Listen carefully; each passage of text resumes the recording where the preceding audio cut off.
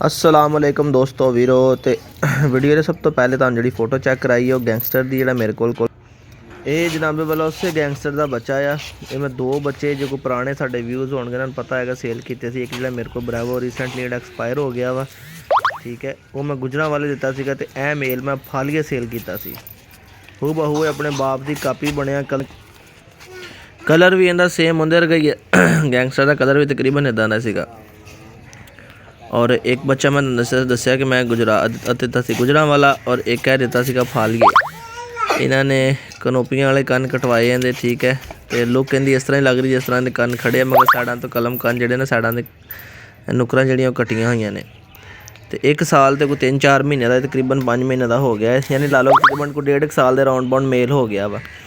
किसी चीज़ से नहीं लाया उन्होंने, ना कभी लड़ाया ना शिकार, किसी चीज़ से नहीं है, सिर्फ शौकिया घर के रखा हुआ सीगा, ठीक है। और माशाल्लाह नज़र आता तुहानू पूरा सेहतमंद है, एक्टिव है पूरा, ठीक है। और सब तो अच्छी गल इहदी ये है कि एक गार्ड डॉग बहुत अच्छा है, यानी सिक्योरिटी के लिहाज ना उन्होंने लिया भी इस मकसद वास्ते सीगा, ठीक है। तो खुला छड़ देंगे, छत के उत्ते नसदा भजदा, रखवाली भी बड़ी ज़बरदस्त करता है। किसी चीज़ से नहीं उन्होंने लाया, यानी ना फाइट से लगा होया वा ना इनू किसी चीज़ से लगाया, मगर कुत्ता माशाल्लाह तुहाडे सामने वेख लो पूरा एक्टिव आ। बेफिक्र हो के तसली ना चैक करके ले जाना चाहो चैक करके साढ़े को आके भी तुसी ले जा सकते हो, ठीक है। प्योर पिटबुल मेल आ, अच्छी हाइट दे विच आ। बहुत सारे दोस्त थोड़ी वड्डी हाइट दे पिटबुल पसंद करते हैं, उन्होंने वास्ते एक बड़ा अच्छा डॉग आ। और स्पैशली मैनू खुद बड़े पसंद आए, कन बड़े प्यारे कट्टे हुए हैं, साइडों तो कन कट्टे जाते, तो नसदा भजदा एक्टिव मेल है, ठीक है। जोड़ा कोई दोस्त भी लेना चाहता हो, सीरीयस बायर हो, साढ़े नाल कॉन्टैक्ट करे जनाब। नंबर मेरा स्क्रीन पर चल रहा जे, ठीक है।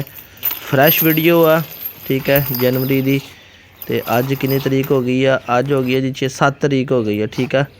और 7 तरीक में वीडियो अपलोड कर रहे हैं, तकरीबन 5 तरीक को मेरा ख्याल मेरे को वीडियो पहुँची सी। ये तुम लगाओ कि 5 तरीक की फ्रैश वीडियो, मगर 7 तरीक को अपलोड करनी है, ठीक है। खुला फिरदा नसदा भजदा पूरा एक्टिव आ, सिक्योरिटी के लिहाज नाल खूब अलर्ट मेल है। जो कोई दोस्त ब्रीडिंग वास्ते लेना चाहता हो, ठीक है, अच्छी हाइट का मेल आ, यानी कोई विलायती बच्चे बनाना चाहता हो, कोई टरिया ना क्रॉस करवाना चाहता हो, उनके वास्ते भी ज़बरदस्त आ। तो जे किसी ने शौक करना हो उनके लिए ज़बरदस्त आ। तो लास्ट कुछ तस्वीर इन्हें बाप दियाँ मैं फिर अटैच कर देना जनाब, ठीक है। जो मेरे को उदों दी तस्वीर ने गैंगस्टर दियाँ अच्छी हाइट के एक अच्छा पिटबुल सीगा, ये मैं एबटाबाद सेल किया सी। तो जोड़ा भी दोस्त सीरीयस बायर हो साढ़े नाल दिते गए नंबर पर कॉन्टैक्ट करके या व्हाट्सएप पर रबता कर लवे, ठीक है। सीरीयस बायर साढ़े नाल कॉन्टैक्ट करन ताकि उन्होंने अच्छा शौक हो सके। और स्पैशली जो दस जो गुलटेर ना क्रॉस करवाना चाहते हैं, क्योंकि हाइट पिटबुल की नॉर्मली छोटी होंगी, मगर इन्होंने हाइट अच्छी हाइट के ने। दुआवां याद रखियो, चैनल सबसक्राइब करके बैल आइकन प्रेस करो, कमेंट्स करके दसियो अज की वीडियो का जानवर कैसा लगा जी।